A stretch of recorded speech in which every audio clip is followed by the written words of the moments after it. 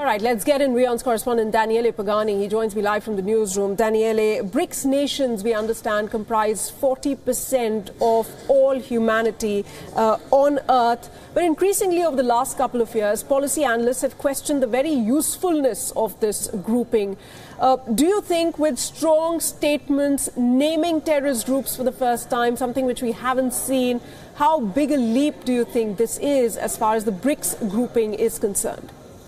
Well, yes, you're right. Many of the observers have defined the BRICS as a useless and powerless institution. Nevertheless, the world is changing very, very quickly, especially when it comes to tackling terrorism. We can safely say that the United States have not proven to be as effective as they would like the world to think they were in tackling terrorism.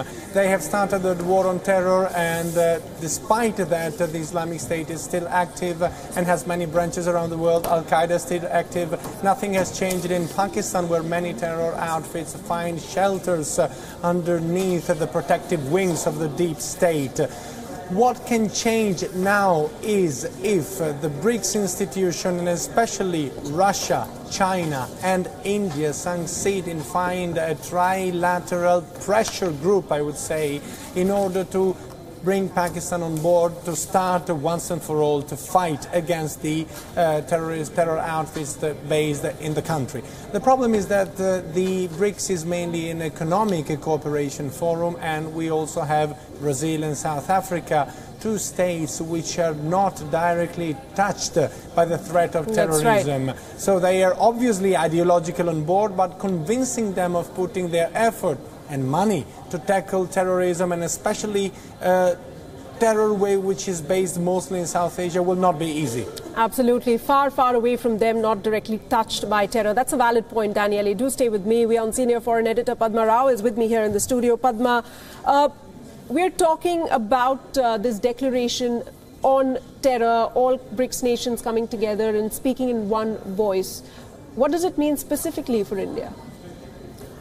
Well, it's a forward step for India because this is the first time, Sana, that the Lashkar-e-Taiba and the Jaish-e-Mohammed specifically, and of course increasingly the Islamic movement as well, and the Al-Qaeda, which has just opened its South Asia bureau, so to speak, in that region, that they're mentioned at all. You know, that is a first, and that is a forward-looking, statement in that sense. But on the other hand, we have to be cautious because all that the BRICS nations have done is to express concern on the security situation in the region, and I'm quoting from the statement, and violence caused by these groups.